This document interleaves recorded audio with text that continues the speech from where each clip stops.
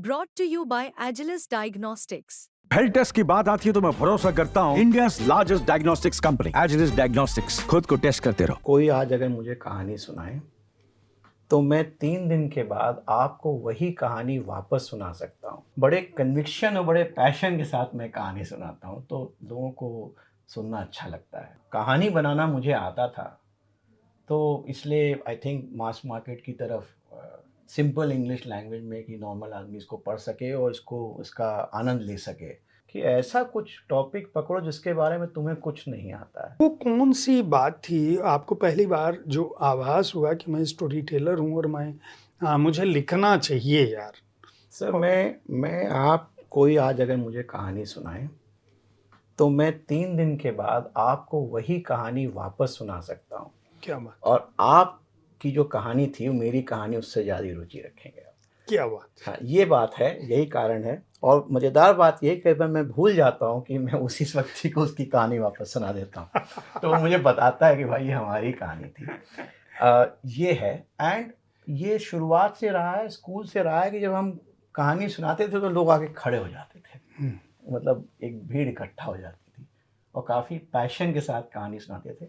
And उस कहानी में लोग ये नहीं समझ पाते थे कितना सच है और कितना झूठ है, कितना बनाया हुआ है और कितना। तो ये है एक कला मेरे में काफ़ी सालों से है और ये मुझे पता है और मुझे बताया गया है, बहुत लोगों ने मुझे बताया है। एंड बड़े कन्विक्शन और बड़े पैशन के साथ मैं कहानी सुनाता हूँ तो लोगों को सुनना अच्छा लगता है।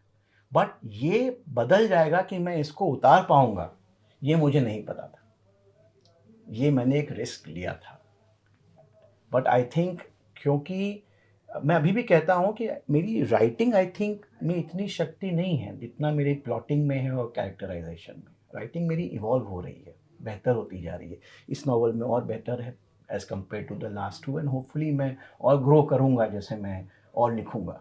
बट मेरी प्लॉटिंग एंड कैरेक्टराइजेशन बहुत स्ट्रॉन्ग एंड उसी चक्कर में मेरी किताबें मतलब नहीं, मुझे ऐसा लगता है कि देखिए जिस विषय को आप चुन रहे हैं और जो आपके लेखन का क्षेत्र है, पढ़ने में चूँकि रीडेबिलिटी किसी भी किताब की लोकप्रियता का जो पैमाना है वह उसकी लेखन शैली और उसकी भाषा है जी। और ये दोनों आपके पास है। इसको बहुत आपने कठिन नहीं बनाया है। अगर मुझे कठिन किताबें पढ़नी होगी तो क्लासिक्स पढ़ेगा कोई भी, फिर वो टॉल्स्टॉय वगैरह को पढ़ेगा और थॉमस हार्डी को पढ़ेगा, कार्ल पॉपर को पढ़ेगा, ठीक है, ग्रीन को पढ़ेगा मगर उसको इतना ही ज़्यादा क्लासिक्स की ज़रूरत है तो इलेट को पढ़ेगा। अगर वो अनुराग त्रिपाठी को उठा रहा है तो उसको पता है कि ये किताब इस तरह की है। ये जो लोकप्रिय लेखन है, मैं इसको कहूँगा। आप लोकप्रिय लेखन की तरफ क्यों आए? आपके दिमाग में ये क्यों नहीं आया कि मैं कोई क्लासिक टाइप किताबें लिखूं या ऐसी किताबें लिखूं जो आज के लिए नहीं हों बल्कि आने वाले समय के लिए हों या अतीत के लिए हों या हिस्ट्री का हिस्सा हो? सर, पढ़ाई लिखाई में कभी अंग्रेजी तो इतनी पढ़ी नहीं थी। मैं मतलब अंग्रेजी 12वीं तक पढ़ी थी, उसके बाद मैंने इकोनॉमिक ऑनर्स किया था तो मेरे पास कोई इंग्लिश लिटरेचर की डिग्री नहीं। तो आई थिंक वो कॉन्फिडेंस नहीं था कि कोई क्रिटिकली अक्लेम्ड ऐसे लिटरेचर की किताब लिखी जाए। बट क्योंकि कहानी बनाना मुझे आता था तो इसलिए आई थिंक मास मार्केट की तरफ सिंपल इंग्लिश लैंग्वेज में कि नॉर्मल आदमी इसको पढ़ सके और इसका आनंद ले सके, उसकी तरफ मैं गया। एंड यही ऑब्जेक्टिव था शुरुआत से।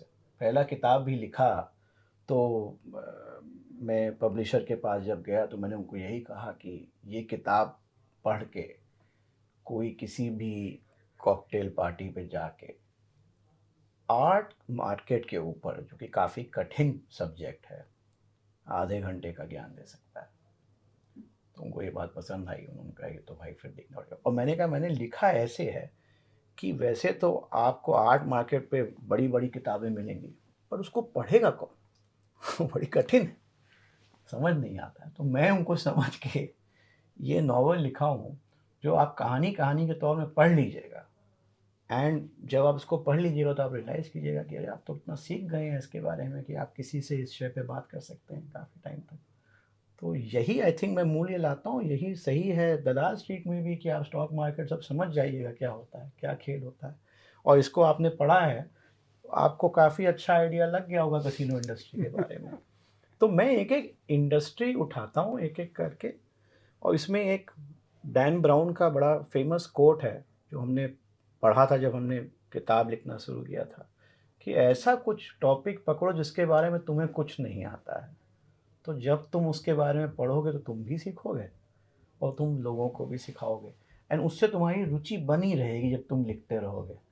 तो आर्ट मार्केट के बारे में कुछ नहीं जानता था मैं जब मैंने वो लिखना शुरू किया।